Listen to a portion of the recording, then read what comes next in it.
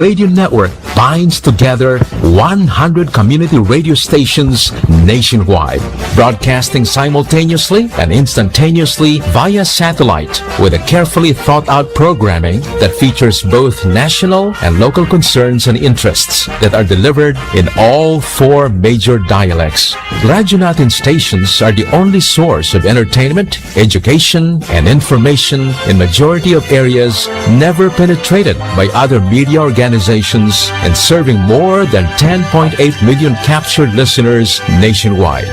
These and more make Radyo Natin #1 because it's the only one.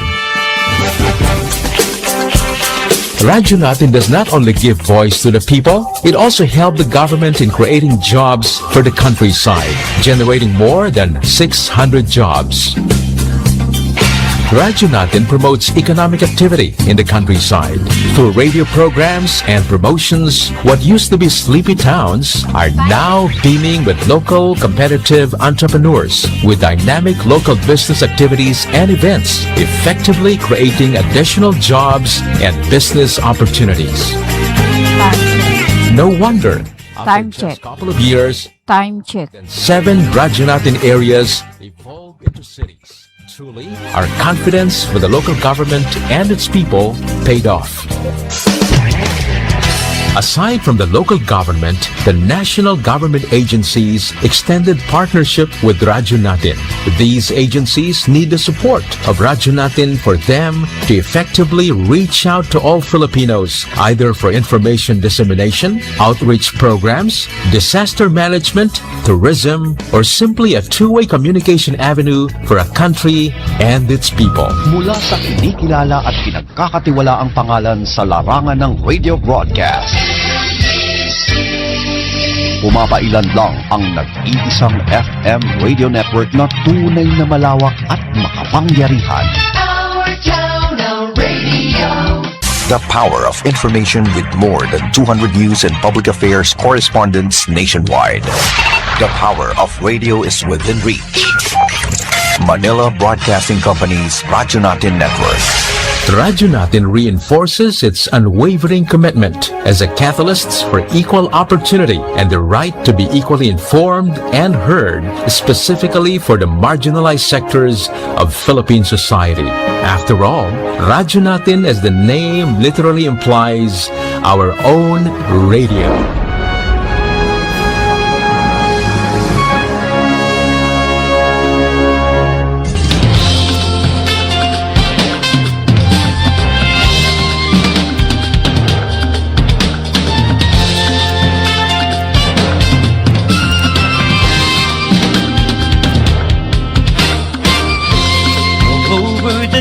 We're here for you, friendly companion wherever you are. Giving the latest news and playing the best music that you love. More than 100 stations nationwide, broadcasting live. We are the biggest FM radio network.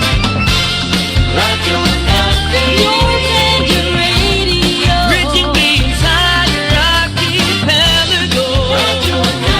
Your favorite radio. Radyo Radio. Radyo Natin. Your favorite radio. Reaching the entire archipelago. Your favorite radio. Radyo Radio. Radyo Natin.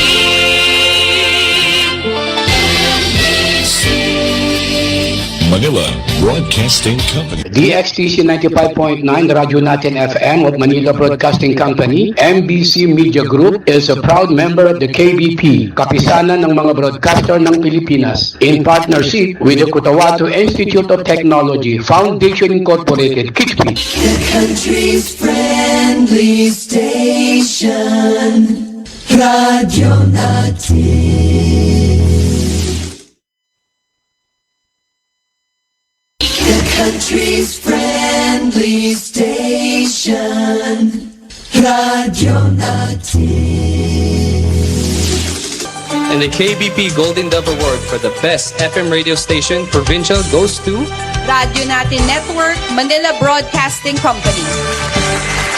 Sa ngalan po ng Manila Broadcasting Company, ang aming Chairman, Mr. Fred J. Lizalde, ang aming Presidente, Mr. Junic Dao, taus-pusong pasasalamat ang aming ipinapaabot sa KBP. Salamat po sa papuri, salamat sa karangalan, at salamat sa inspirasyon. Yung award po na ito, inaalay po namin una sa lahat sa ating Panginoon. Pangalawa sa lahat po ng mga announcers, mga DJs po natin, mga technician, mga radio partners at mga station managers, lalong-lalo na po sa mahigit 12 million listeners po ng ating estasyon sa Luzon, Visayas at Mindanao at nasa labas din po ng ating bansa. Maraming salamat po.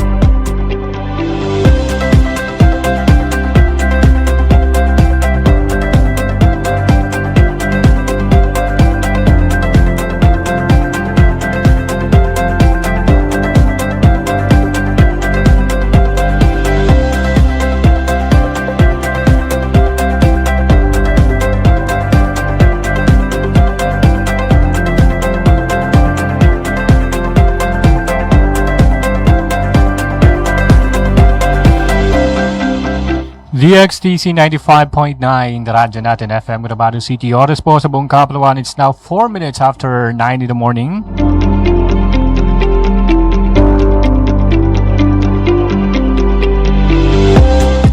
Assalamualaikum warahmatullahi wabarakatuh. Magandang umaga po all over Cotabato City at all over Central Mindanao. Na naabot po ng aming stasyon. Kumusta po kayo?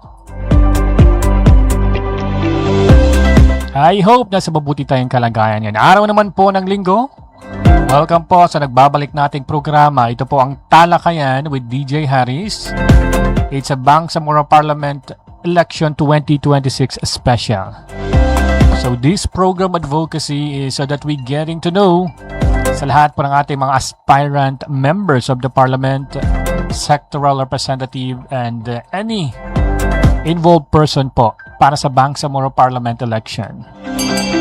And for this first episode, we are very honored and blessed this morning dahil kasama po natin ang isa sa kilalang member of the Parliament, a former deputy speaker, but still the member of the Parliament. So, hindi ko na ipapakilala sa inyo ng halos mahaba dahil kilala na. Pero mamaya, kikilalanin po siya natin ang mabuti. Let's all welcome MP Attorney Omar Yasir Sema. Assalamualaikum, MP. Waalaikumsalam warahmatullahi wabarakatuh. Magandang umaga sa lahat ng tagapakinig ng programa ni DJ Harris. Yeah. Talakayan. Oo. Okay. And kinagagalak ko maging unang guest sa program na ito, no? Yes. So, isang malaki pong karangalan din sa amin. Thank you for having me. Na makasama kayo ngayong umaga. At unang-una po, kumusta po kayo? Alhamdulillah, nasa pangatlong araw na tayo ng pangangampanya at marami-rami na rin ang ating nakahalubilong mga mamamayan, lalong-lalo na dito sa Cotabato City. At malapit na ang halalan. Yes, malapit na. Nasa pangatlong araw na tayo ng pangangampanya at tayo ay nagsagawa ng mga house-to-house campaign. House-to-house, mas maganda yun. Sa mga mahahalagang barangay sa Cotabato City. At pagsisikapan natin na lahat ng barangay ay may mapuntahan natin. Okay, that's good. So, kumusta naman po ang pagtanggap sa inyo ng mga tao? Well, napakainit ng pagtanggap, no? Ang inuna kasi natin yung mga unang mga barangay na kung saan ay medyo dati na tayong kilala at malakas ang suporta ng partido doon. Punta rin tayo sa isang barangay na sa haba ng panahon ay medyo nahirapan tayo doon, no?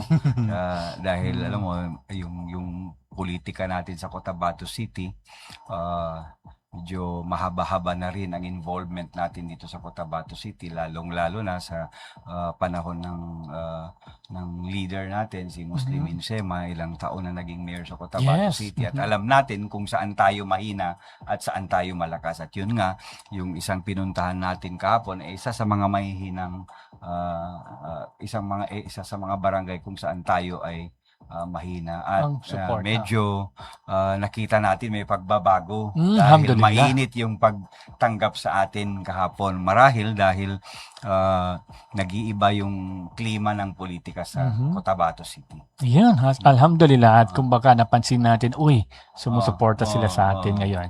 So sir, kasi nga sa kaalaman ng ating mga tagapakinig ngayon, so yes, alhamdulillah, dahil nag-house to house na tayo ngayon, pero gusto daw naming malaman kung sino nga ba si Attorney Ongmar Yasir Sema. Well, unang-una, tayo ho ay anak ng leader ng Moro National Liberation Front, si Dato Muslim Insema. Siya ho ang chairman ng Moro National Liberation Front, at isa ho tayong abogado, no? Yung pag-aabogado ho natin ay halaw sa inspirasyon natin sa pagiging aktibo natin nung panahon ng ating kabataan, ano? Dahil tayo ay isang aktivista at nag-decide tayo na mag-aral ng abogado para maisulong para meron tayong instrumento na maisulong natin yung pakikibaka ng Bangsamoro. Mashallah. At ngayon kitang-kita na natin yung medyo nagbunga ho yun, no? Nagbunga ho yun, naging kasangkapan tayo sa pagpapalakas sa usaping pagkapayapaan. Naging technical advisor tayo ng Moro National Liberation Front, at nag-organisa rin tayo ng mga movements na involved sa pagpapalakas o pagpapatibay sa karapatan ng mga Bangsamoro. Tayo ho ang isa sa mga founding members ng Ateneo Law School Advocates for Bangsamoro Rights. Naging una rin tayong Secretary General ng MNLF Youth, at miyembro tayo ng kilusan ng mga anak ng Moro National Liberation Front. Mashallah. So sa dami po ng experience, plus ngayon, member of the parliament kayo. Ilang years na po kayong member of the parliament? Well, from the very beginning, nung na-organize ho ang Bangsamoro Transition Authority, isa ho tayo sa mga naunang pinagkatiwalaan nung dating presidente, si President Rodrigo Roa Duterte. Halaw na rin ho yun dahil sa pagiging miyembro natin sa Expanded Bangsamoro Transition Commission. Yun ho yung commission na nagsulat sa Bangsamoro Organic Law or yung Republic Act 11054 na, if you can recall, yung unang Bangsamoro Basic Law na sinulat nung unang Bangsamoro Transition Commission ay hindi ho naipasa. No? At nabigyan ho ng pagkakataon ng Moro National Liberation Front na suriin ang involvement nito sa peace process. At dahil nga nakita ng Moro National Liberation Front na kailangan na niyang tulungan ang Moro Islamic Liberation Front, nag-decide ho ang leadership ng MNLF na maging part nung convergence process, no? yun ho yung convergence ng implementation ng lahat ng peace agreements, particularly sa MNLF, yung 1996 final peace agreement, at i-converge ito sa implementation ng comprehensive agreement ng Bangsamoro. At yun na nga, nabigyan ng pagkakataon ang MNLF na maging part ng expanded Bangsamoro Alhamdulillah. Transition Commission. At yun na nga, isa tayo sa mga sumulat nung Bangsamoro Organic Law. Mashallah. So that's good to hear, sir. At kasi nga nakita namin, sabi mo, from the very start, you're part of the Bangsamoro Parliament. So ngayon, ano daw po yung nagtulak sa inyo upang ipagpatuloy at muling magkandidato bilang member of the Parliament? Well, unang-una, of course, kasama na ho yun sa pagtanggap natin sa appointment bilang Bangsamoro, bilang membro ng Bangsamoro Transition Authority.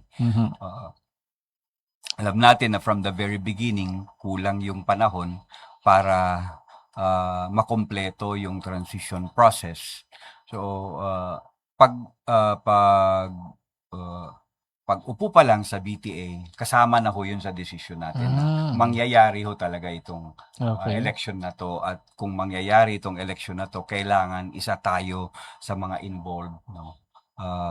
Kailangan nating maging kandidato. Pero, of course, hindi natin iniisip noon na magiging number one nominee tayo. No? Dahil maraming leaders ang Moro National Liberation Front, at priority pa rin ho na maging number one nominee ang mga leaders ng MNLF, dahil alam natin maraming involved sa pagpapalakas sa implementasyon ng peace agreement. So yun ho sila yung mga dapat noon, but sa kasamaang palad ho, marami hong nauna na sumakabilang buhay ng mga leaders, Allahu Yarham, na yung consequence nun ay isa tayo sa mga naging resulta ng succession. No? And we're glad that the leadership of the MNLF, pinagkakatiwalaan tayo, no? sa mga gawain nito, at tayo naman ho, dahil tayo ay isang kasangkapan lang, isang instrumento lang, alam natin dispensable tayo as far as the struggle is concerned, as far as the MNLF is concerned. So ginagawa natin yung mga pinapagawa ng leaders. We're just representatives. Hindi ho natin ina-assume na tayo ay leader, no? Tayo ay pinagkakatiwalaan lang ng constituency natin ng MNLF, at nire-represent lang din natin sila. Okay, alhamdulillah. Dahil nga ang ganyan klaseng representasyon, that's very good na yung bang talagang nagsasalita sa Bangsamoro Parliament. At least naririnig yung boses ng masa. Ika nga. Yun sa sabi niyo kanina, yung mga first nominee, of course, that was our council leaders na talagang binibigyan natin ng dahil. Yes, they are the council leaders at talagang namuno. And you right now as first nominee of BAPA. Yes. No? Okay. Ako ho yung unang nominado ng Bangsamoro Party. Ng Bangsamoro Party. At yun na nga, tayo na rin ho ang nangunguna ngayon sa pangangampanya. So, speaking of Bangsamoro Party, sir, maaari ba naming malaman ano daw yung Bangsamoro Party? Ano yung advocacy ng Bangsamoro Party? Well, unang-una ho ang Bangsamoro Party. Ito ho yung partido ng Moro National Liberation Front. No? At inorganisa ho ito as early as 2019. Pero fully registered and accredited ho tayo after 3 years. That is still 2022, no? Pero matagal na hong iniisip ng Moro National Liberation Front na mag-organisa ng kanyang partido. Simula pa noong 1996, right after the signing of the 1996 Final Peace Agreement, isang consequence na ho yun, yung organisa ng political party dahil nakita eventually ng leadership ng MNLF nasasabak ito sa politika at kailangan nilang magkaroon ng sarili nilang identity, sariling political party. Subalit hindi nangyari. Dahil may mga kaisipan pa rin noon sa loob ng MNLF na hindi pa fully implemented ang 1996 final peace agreement, that there was still a need to pursue the full implementation of the peace agreement outside of the democratic process, no? May naniniwala pa rin noon na armadong pakikibaka pa rin ang magsusulong sa pakikibaka ng Bangsamoro at yun na nga, hindi na organisa noon ang political party ng MNLF. However, may mga leaders na sumabak sa politika. Maaalala natin, noong 1998, sumabak si Muslimin Sema sa pagkamayor sa Cotabato City. And, naging issue noon yung Cotabato City na ito ay para sa mga Bangsamoro. So, yun, naging issue at yun ang naging campaign issue ng MNLF. At masasabi natin na liberated ang Cotabato City through the democratic process. But of course, before that, ang chairman ng MNLF noon, si Nur Miswari, ay nagkandidato bilang governor at nanalo rin siya. No? May mga members of the Regional Legislative Assembly ng mga MNLF at nanalo rin sila. No? So, yun yung naging resulta ng usaping pangkapayapaan. No? At yun na nga, naging mahalaga ang politika noon na political process or democratic process bilang instrumento ng implementasyon ng usaping pangkapayapaan. At naalala ko yung tagline ni Sir Mosema, The Peacemaker, di ba? Maalala ko talaga. Dahil nga noon yung panahon na yun, sobrang magulo sa Cotabato City. Ngayon maraming binabaril, ngayong mga panahon may mga binabaril, pero noon left and right ang mga insidente noon bago siya tumakbo, no? At may mga kidnapping pa noon. May mga kidnapping. Malakas ang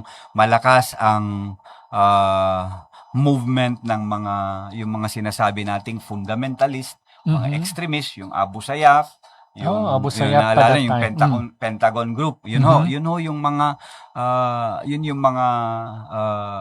nagiging sagabal sa kapayapaan natin noon dito sa Cotabato City.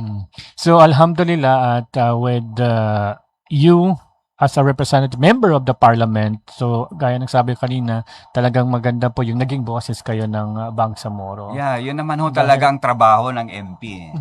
Ang mga MP ang mga members of parliament, hindi ho namin ina-assume na kami ang leader ninyo. Ina-assume lang, ang alam namin na trabaho namin ay maging kinatawan ninyo sa parliament. At kami ang pipili ng magiging chief minister ng Bangsamoro Autonomous Region in Muslim Mindanao. Magkakaparehas ho kami, lahat kami, kung mahalal, ay magiging miyembro ng parliament. At kami ho ang binibigyan nyo ng authority kung sino ang magiging magiging chief minister ng Bangsamoro government. Okay, alhamdulillah. So, ngayon sir, we have sa inyong BAPA, you have 40 nominees. Yes, marami kami. So those 40 nominees daw, is it selected with all the qualification ba? Yeah, of course. Okay. Number one, na mauna is MNLF sila.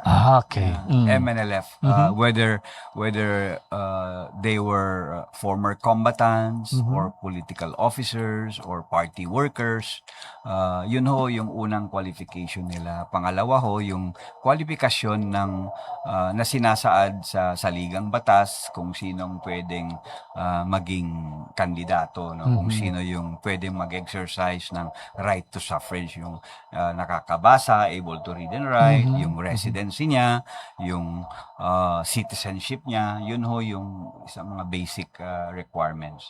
But number one, a fundamental requirement bago ka maging nominado ng MNLF ay is either you are an MNLF, you are involved in the struggle of the MNLF. In fact, kasama rin dito yung pagiging anak ng MNLF pero ginagawa mo yung trabaho ng MNLF. Ayun, ngayon naman pala. So that's why nakita namin yung 40 nominees. Uy, talagang iba rin pa lumalaban yung Biambaba dahil mga qualified talaga rin yung nilalagay nila. Anyway, isa rin, kami lang ho ang partidong sumunod sa requirements ng Bangsamoro Electoral Code na sa bawat tatlo na kandidato may isang babae. No, yan ho yung hugis ng aming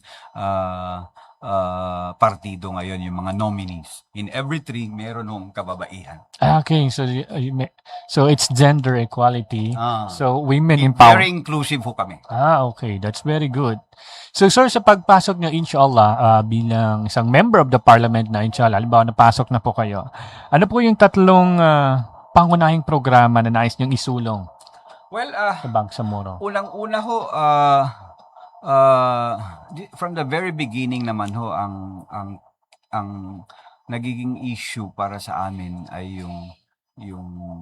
yung strength ng or yung lakas ng sariling pamamahala natin.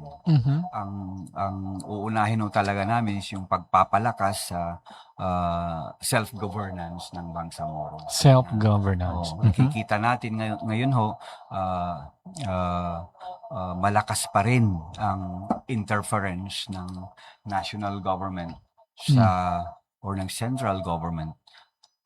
Malakas pa rin ang interference nila sa ating governance. Correct.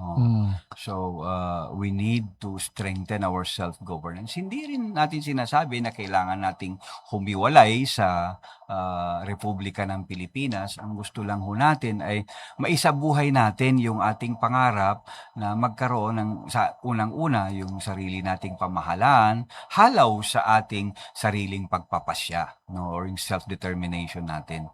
Yun ho yung kailangan nating maisabuhay.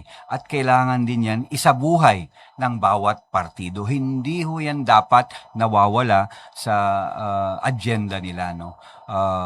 So ang sinasabi natin, kung wala yan sa agenda ng mga political parties na involved sa halalan na to, then pwede ko sabihin, hindi sila karapat-dapat na maging possible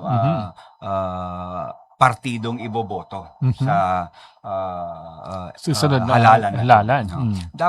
Dapat number one sa agenda nila yung pagpapalakas sa sariling pamamahala ng mga Bangsamoro or ng tri-people dito sa Bangsamoro. So dahil doon, we will pursue the entrenchment of the Bangsamoro sa 1987 Constitution. Hindi ho ang Bangsamoro government ang gagawa ng batas o ang mag-aamyenda ng batas, no? Ang mag-aamyenda pa rin ho sa ligang batas ay ang Kongreso through either a constitutional convention or a constituent assembly. Ang gagawin lang ho ng Bangsamoro government, may mga mekanismo na pwede itong isulong kagaya ng Philippine Congress Bangsamoro Parliament Forum. Doon ho natin isusulong yung agenda natin na kailangan itanim ng malalim yung Bangsamoro sa 1987 Constitution dahil sapagkat ngayon kung nanaisin ng central government, lalong-lalo na ngayon nakikita niya na hindi tayo nagkakasundo, maaring bawiin ng national government yung self-governance natin. Maari nilang sabihin na, hindi na lang, balik na lang kayo dito, kami na lang directly mamamahala sa inyo. So, pwedeng gawin yan ng national government anytime. At magkakaroon ng plebisito dahil nga may mga kasundong mga politicians or what, pwede nilang isulong yan. So ang remedy natin is nasa sa atin na mga bangsamoro yan. Kung magtutulungan tayo na itulak sa Kongreso na ilagay na sa saligang batas sa 1987 Constitution yung probisyon ng mga bangsamoro, yung self-governance ng bangsamoro, hindi na ho ito mawawala kung hindi aamyendahan ang 1987 Constitution. So maganda masyado yung una, no? So self-governance, so that we can also, yes, tama yun, stand with our own feet, di ba? So that we can decide na ito yung para sa amin sa Bangsamoro.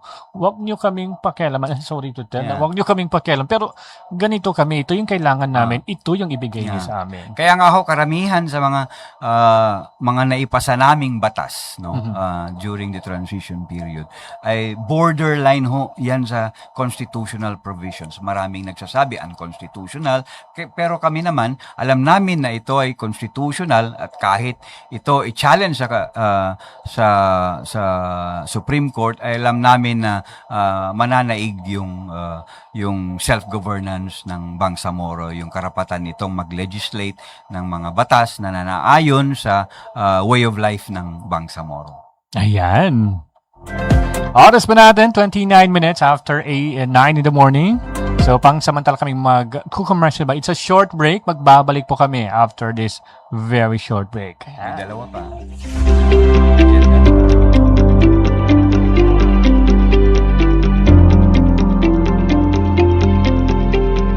The country's friendly station, Radio Natin.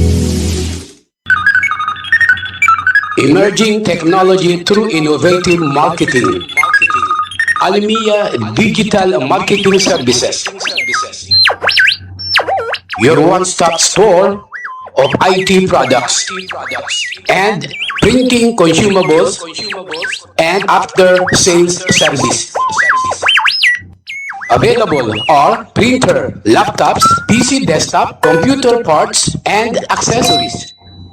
Vending machine, laminator, binding machine, tuner powder, tuner cartridge, drum kit, refill ink, eco solvent ink, pigment ink, sublimation ink, laminating film, photo paper, office and school supplies. Almia Digital Marketing Services, Cotabato City Branch, located along National Highway, Rosary Heights 1, Sinsuat Avenue, in front of Colan School, Cotabato City. Almia Digital Marketing Services, Sarip Agwak Branch, National Highway, Poblacion Sarip Agwak, Maguindanao del Sur. For your inquiries, you may text or call at cell phone number 0935-921-2261 or visit its Facebook page, Almia Computer Works. What are you waiting for? Grab yours! Bumili at manalo ng 300 trips to Mecca raffle promo sa KCC Mall of Cotabato. May 1 raffle entry sa bawat 200 pesos sa KCC Department Store o 1 raffle entry sa bawat 500 pesos sa KCC Supermarket gamit ang KCC Forever Bonus Card. May chance ka pang manalo ng 40 million shopping money. Milyong exciting prizes. KCC Supermarket, nakabarato. Everything's here at KCC for you. You're listening to DJ Haris, the sweetest teaching in the city.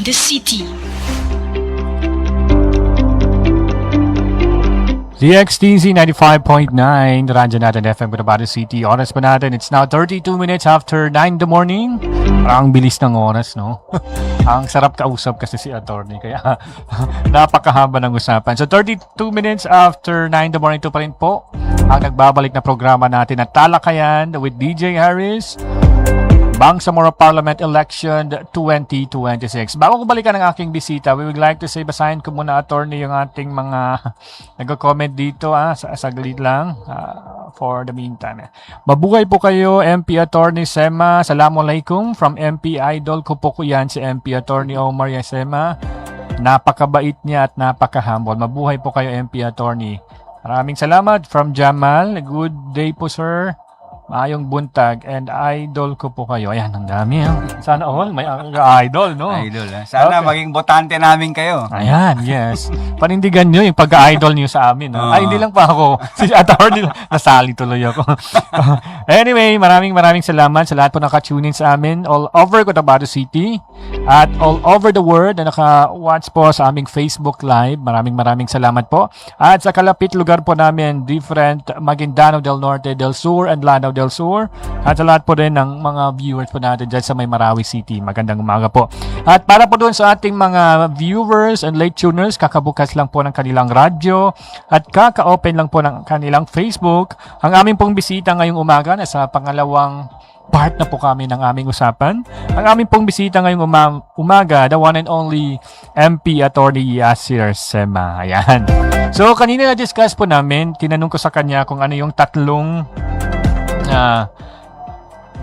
programang nais nilang isulong kapag sila yung nahalal. So, una, nasabi niya kanina yung self-governance. So, ngayon, ano ba yung pangalawa at pangatlo? Well, pangalawa ho is yung pagpapatunay, pagpapatibay, yung pagpapalakas sa usaping inclusivity. Exclusive. Itong nakaraang 7 taon nagiging issue yung sinasabi nilang kakulangan sa inclusivity. Pero para sa akin, personal ko na obserbasyon, hindi naman siguro yun sinasadya kung ganon ang pananaw nila, no. Ang sa atin lang is we have done our best na maging inclusive ang BTA, no. For instance, sa office ko,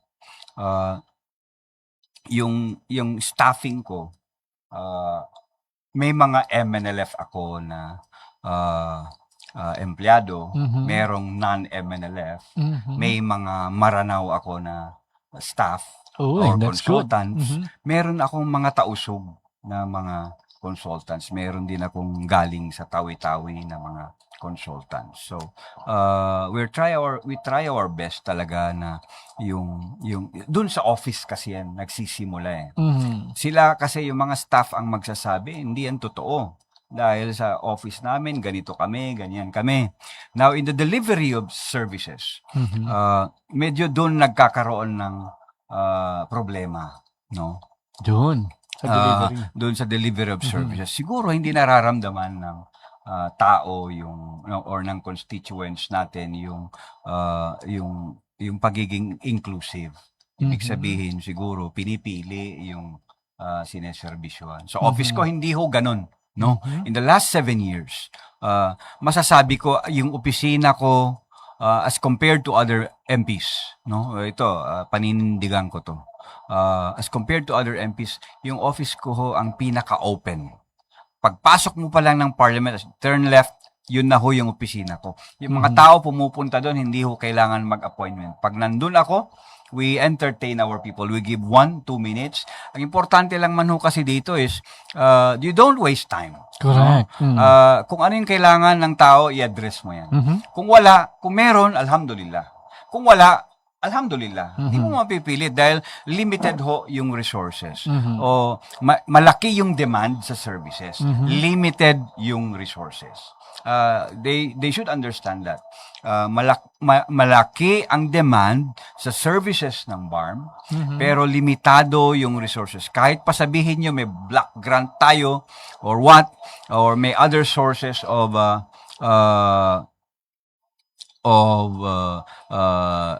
sources of resources or funds, mas malaki pa rin ho yung demand. There has never been a surplus of supply or resources in the Bangsamoro, no?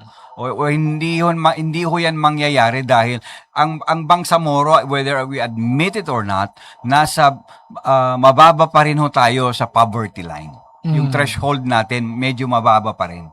So, kailangan nating angatan yung, kailangan tayong umabante sa poverty line. So, yun ang gagawin natin. We will make sure ng services ng Bangsamoro ay maramdaman ng lahat. Yun naman ho talaga yung naging intent natin, even yung Transition Development Impact Fund. Ang gusto natin, maramdaman ng masa, ng mga constituents natin, yung presence ng government despite the transition period.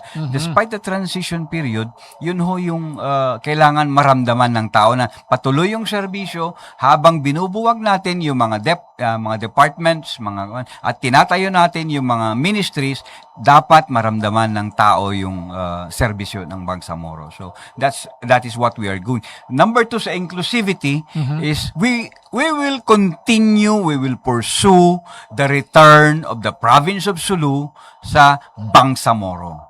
Yan ho yung, dahil dapat walang maiwan. No? Dapat hindi naiiwan ang probinsya ng Sulu. Ang probinsya ng Sulu, yung mga mujahidin sa Sulu, sila ho ang nanguna sa pakikibaka, sa karapatan ng Bangsamoro. No? Sila ho yung mga kapatid natin na kung kailangan natin sila, lalanguyin nila, tatawirin nila. Ang Sulusi, ang Iliana Bay, ang Moro Golf, masaklolohan lang ho tayo dito sa Bangsamoro. We remember how many camps of the Tausug have been established in the mainland just to join the fight here. Dahil nga, kailangan natin sila.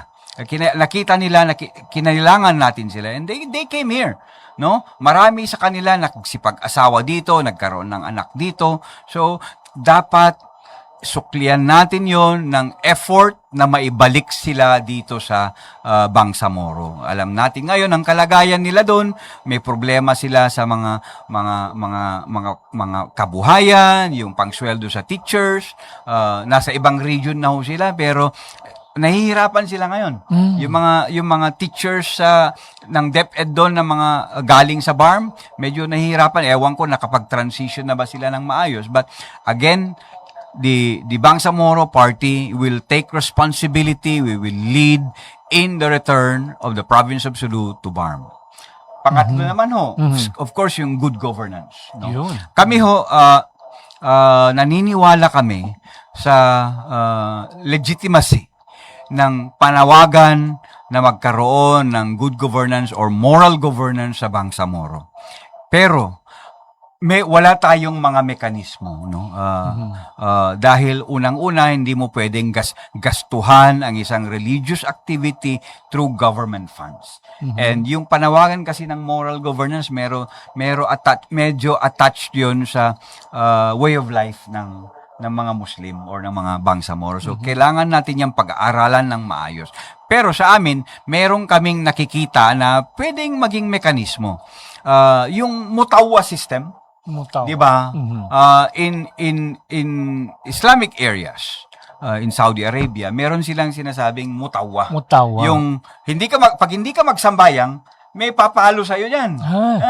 Yan. I-enforce talaga nila yung praying time, yun yung mga, yun yung mga basic dun sa Saudi Arabia. Pwede ko nating gayahin yun.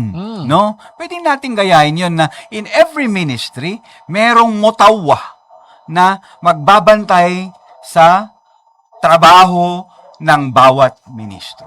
Ng bawat ministry. Ang challenge lang ho natin dyan is yung paano natin siya maitawid from being unconstitutional to being constitutional dahil medyo may i-involve dyan na public funds or government funds. So, alam natin yung konstitusyon ay hindi ho niya inaalaw, hindi niya pinapayagan yung paggamit ng public funds or government funds or funds that came from people's taxes na gamitin sa religious activity. So, tayo, pag-aaralan natin yan. But the mechanism is there. The platform is there. Pwede tayong magkaroon ng isang mutawa system sa Bangsamoro wherein each ministry may isa o dalawang sinasabi nating religious police or guardians na magbabantay sa trabaho o sa ginagawa ng bawat ministry. Titignan nila na naaayon ito sa moral governance or good governance. At dyan tayo pwedeng magsimula ma-instill lang talaga yung usaping public office is a public trust. And so, ama na. Di ba? Ama na ang public office, actually.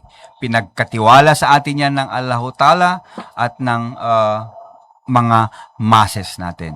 So, the only way to preserve and protect that amana is tayo mismo ang magpupulis sa mga trabaho natin. We will set up a similar system like the Mutawa system, no? Para bantayan yung trabaho ng bawat ministries. Okay. So sir, dun sa sabi ni Mutawa, at is very, very good. So dun sa Mutawa, so possible na gagawa tayo ng committee that will intended to monitor all those ministry office. Is hindi lang ministry, I mean, pwede as a start. As a start, pwedeng gagawa ng committee na ganun, or pwedeng further institutionalize kung magsasaksid siya, pwedeng gawing i-institutionalize. Okay. Ang kailangan lang natin doon how to fund it, and it will not appear na public funds ang ginamit doon. Okay. So pwede siya sa mga donations, yan, yung mga yung mga donations coming from other countries. Other countries, sa mga supporters. Na tinutulungan na tayo na maitatag ng maayos itong Bangsamoro government. No? I think that's a fair, very doable plan. Dahil nga, ginawa nila sa other countries, no? In Saudi Arabia, they do that. Even in Iran, they do that, no? So, hindi man siya compulsion in religion ito. It is compulsion in doing what's right in the governance, Yes. no? In the governance, no? May term dito yung hukma at yung shiwarta. Okay. Yan. Yan yung mga governance police na sinasabi natin na pwede nilang bantayan yung performance ng mga ministries ng mandate nila, yung pag-deliver ng services. In a way, magtatrabaho yung bawat empleyado ng mga ministries. For example lang yung attendance, yung daily time record, yung DTR. Pwede silang magpirma doon, no? Bago yan isubmit sa HR for i-attach sa payroll ng mga empleyado, yung Mutawa, siya mismong pipirma doon. Tama yung pagpasok niya dito. Tama yung oras ng pagpasok niya. These are basic, very fundamental, very nice. Very fundamental, ang tawag nito, requirements. Yan. Na may nagbabantay talaga sa bawat empleyado natin. That's very, very excellent, sir. At isa rin sa napansin ko, sir, from other countries, sa Thailand, kung if I'm not mistaken, na we're giving recognition to the very performing MPs. So, di ba? So, performing MPs, halimbawa, for this month, we have best performer MP like this one. Recognizing all the effort of the MPs. And the next month, other MPs. Pero kung siya pa rin consistent, di ba? That's good. Kasi nga at least na-recognize yung bawat galaw ng ating MP na, nagtatrabaho rin pala sila. Di ba? Matagal ko na hong iniisip itong Mutawa system kasi, but the challenge lang ho talaga is yung constitutionality niya. Okay. Kaya nga, naalala natin, even yung Hajj na bill natin for public bill ni Sheikh Abdullah Hashim, na-challenge ho yun because of yung constitutional issue niya. Meron pa ho yung dawa bill ng speaker, no? Speaker Jacob. Medyo na-challenge din ho yun. Because it's very borderline constitutional or unconstitutional. So, ginawa natin ang paraan yun. At naipasa ho yung mga bill na yun despite appearances of constitutional infirmities.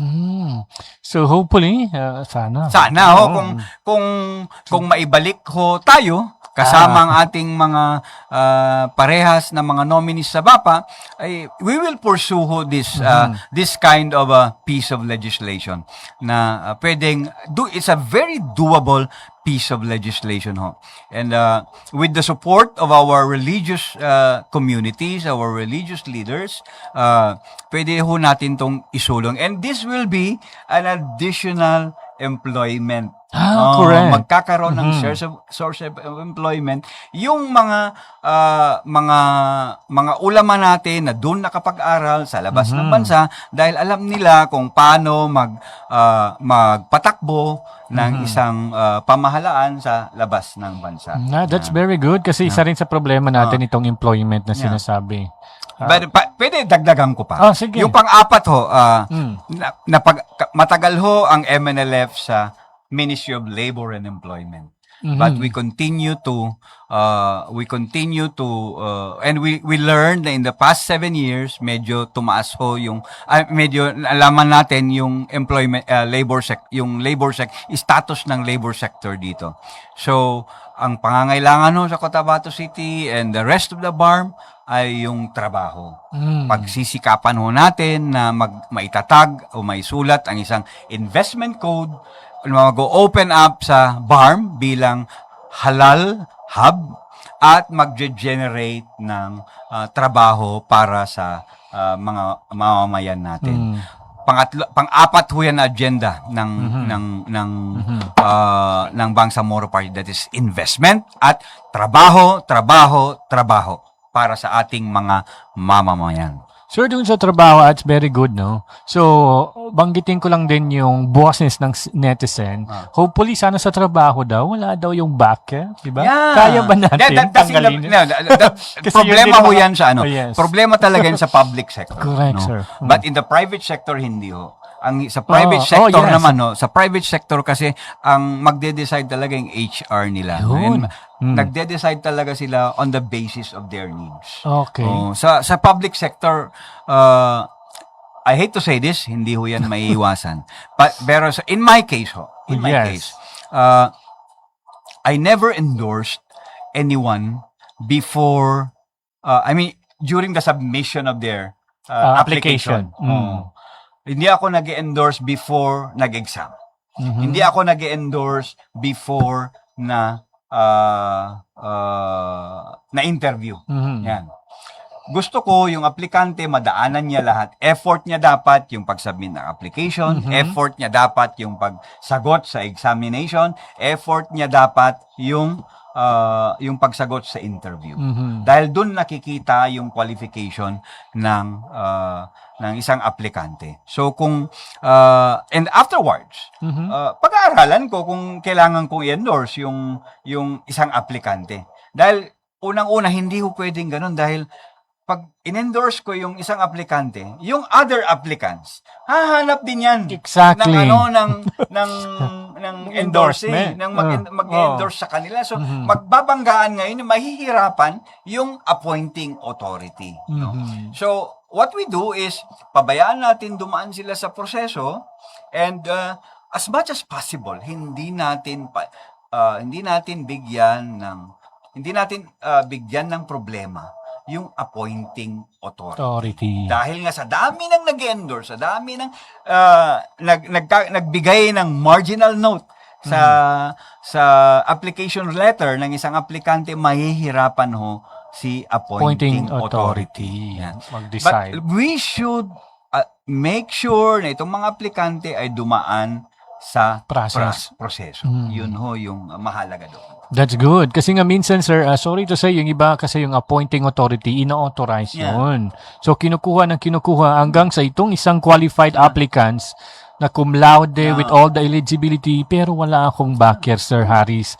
Sabi ko na ang pamba.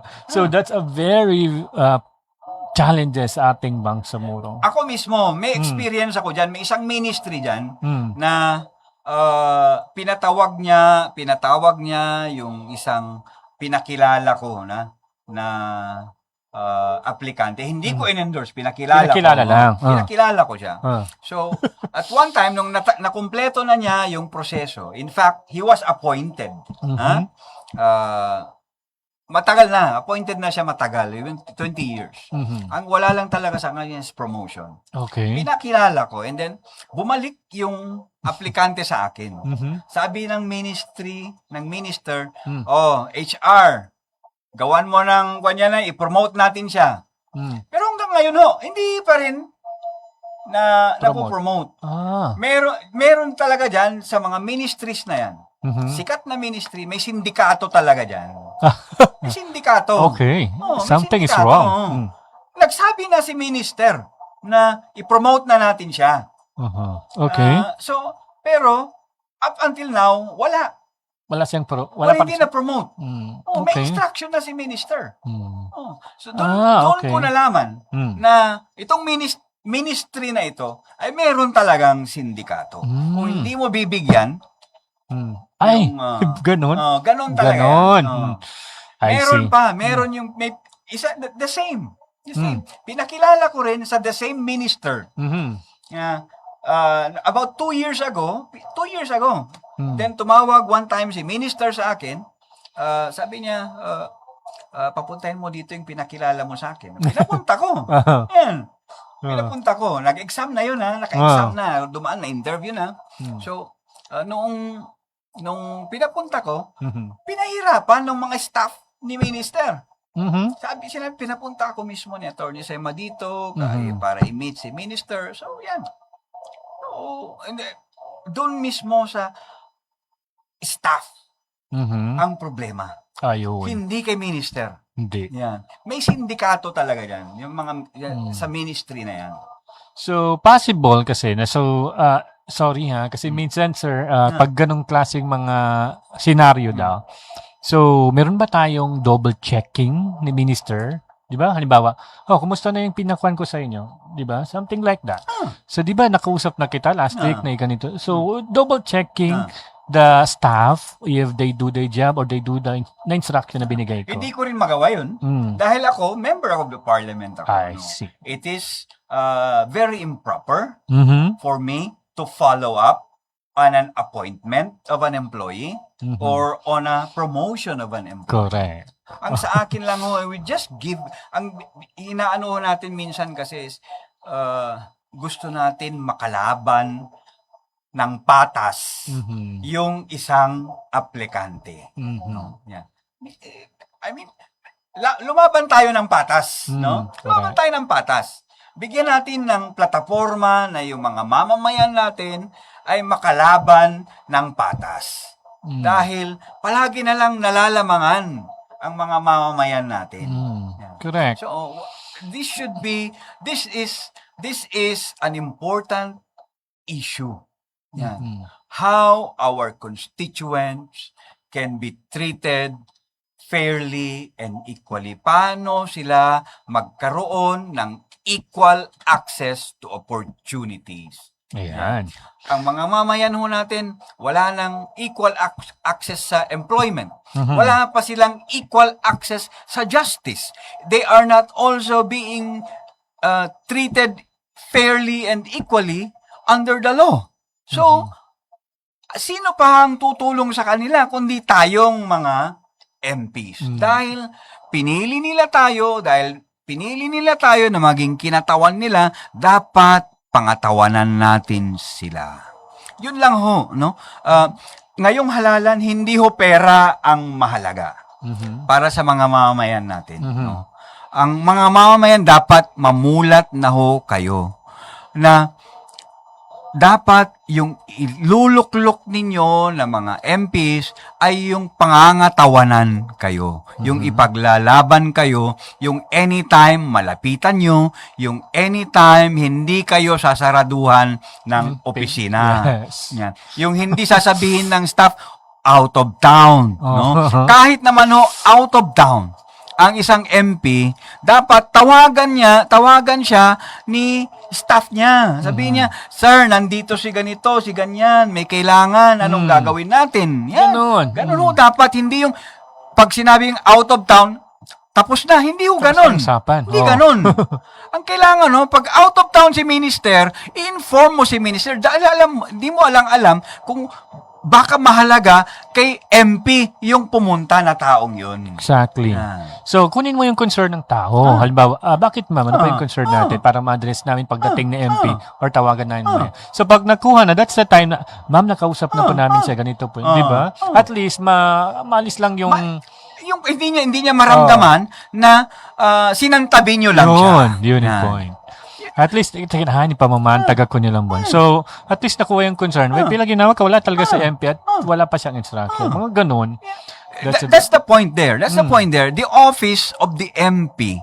Opisina ho yan ng mamamayan ng Bangsamoro dahil sila ang sila ang magluluklok sa MP na yan.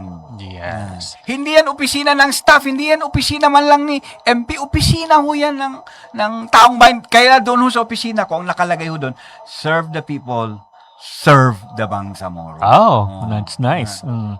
At saka to avoid also doon sa mga staff, sa staff din, kasi sorry, hindi naman siguro lahat, kasi may mga staff din sir na medyo isnabera. So, kaya minsan matakot na maglapit ng maghingi ng tulong yung mga netizen dahil paglapit mo pa lang nakasimangot na si ma'am si sir. So, bawal po sana ang ganun, inshallah, no?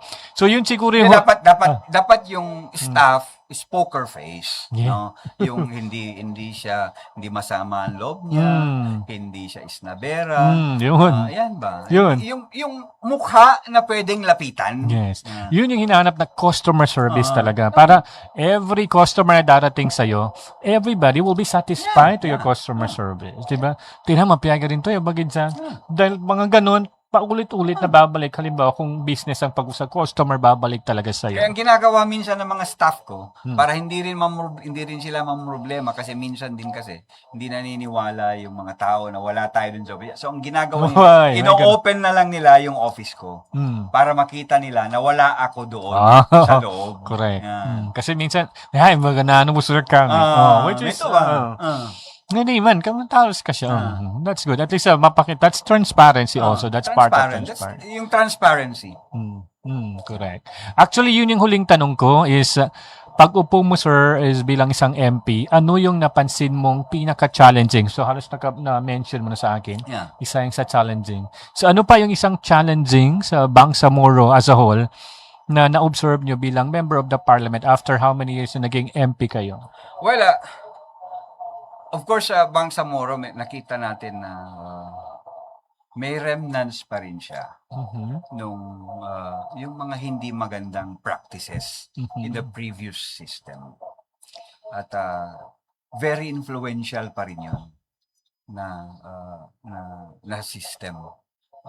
Hindi pa rin wholly nababago ang sistema compared to the ARMM, like that. Medyo dati dahil nga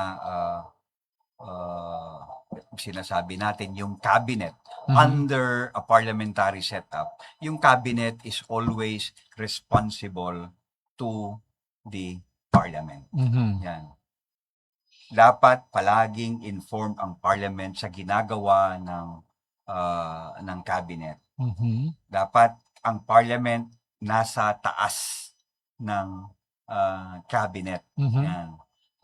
Although on a regular setup, pagdating ng first parliament, halos lahat yan, MP na lahat yan. Pati yung member of the cabinet, yung chief minister, siya yung primus inter pares. No?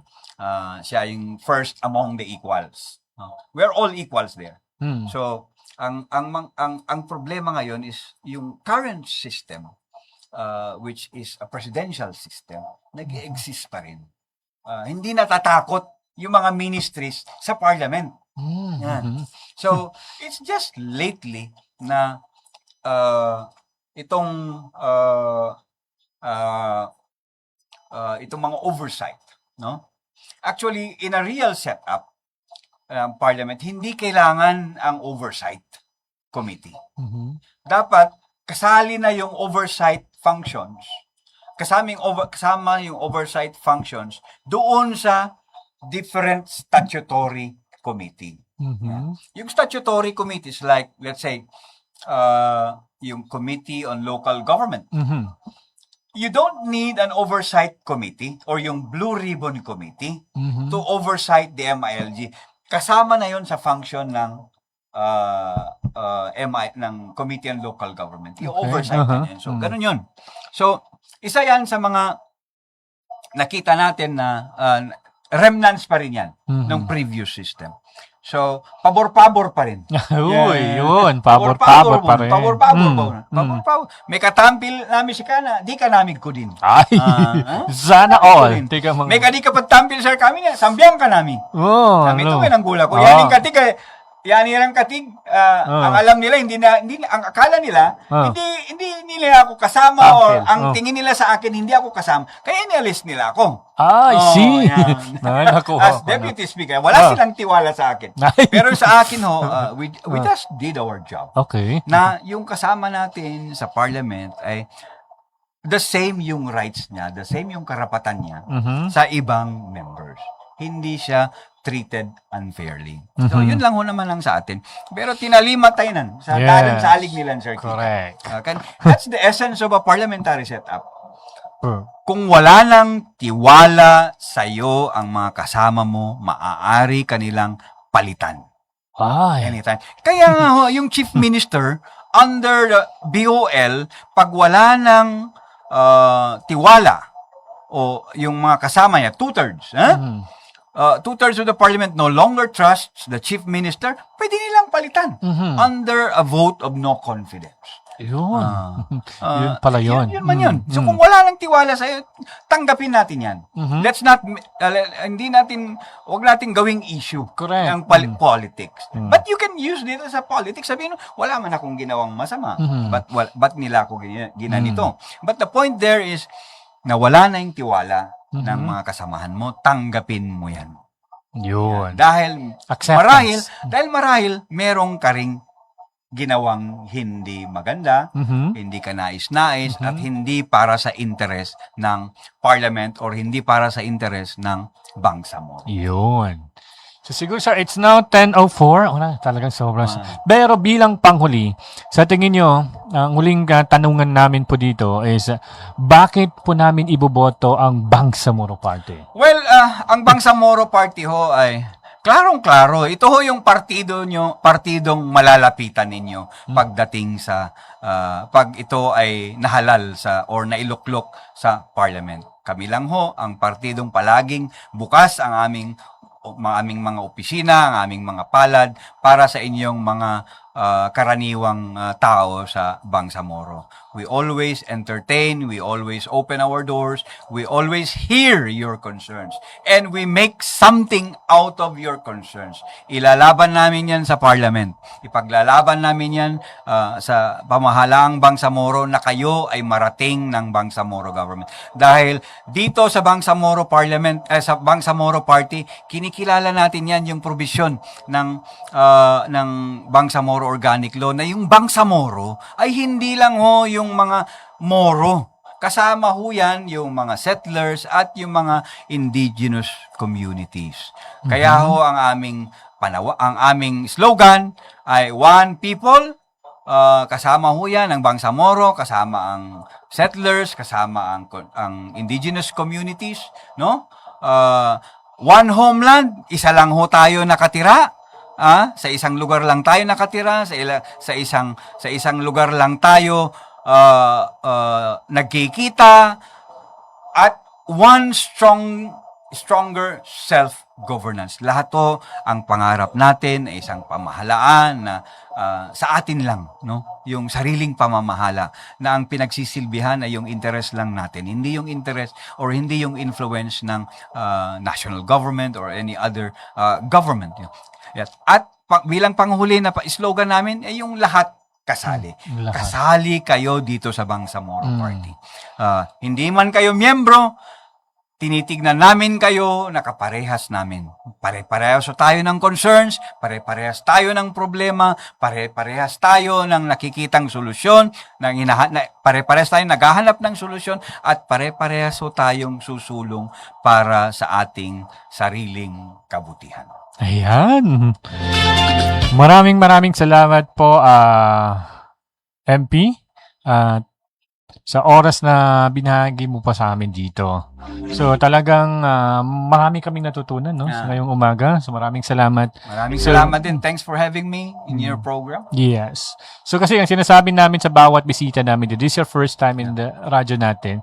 Pag sinabing first time, ibig sabihin may second time pa po kami. Anytime. Anytime. Kasi usually ang ginagawa namin, kinukumusta namin yung mga bisita kung ano na yung mga achievement or nagawa ninyo. Mga ganun klaseng tipo. Hindi yung kuhan lang namin kayo dito. At least we will going to go deeper kung kumusta na. After nag-usap tayo ng mga ilang taon, kumusta na po kayo? Mga ganun. So hopefully, yes, tama yon. Welcome po kami sa inyo. Maraming salamat. So maraming salamat din sa lahat po ng tumutok sa amin all over Cotabato City at all over Central Mindanao na nasa iba't ibang probinsya. Kasi nga, attorney, yung iba nasa liblib na lugar. Yung iba kasi sa dami ng platform natin ngayon, social media, Facebook, meron pa ring radyong nakikinig. Na nginsubundulugan ng kundan at nakatutok sa radyo natin. Especially po dyan sa may UPI na talagang nakikinig sa atin. Maraming salamat po. At I hope marami tayong natutunan ngayon. Unang po nating nakausap si Attorney Omar Sema. At ayan, muli ako po ang inyong lingkod. Ako po si DJ Harris, your sweetest DJ in the city. Nagsasabing magandang umaga, Bangsamoro. Salamat ha.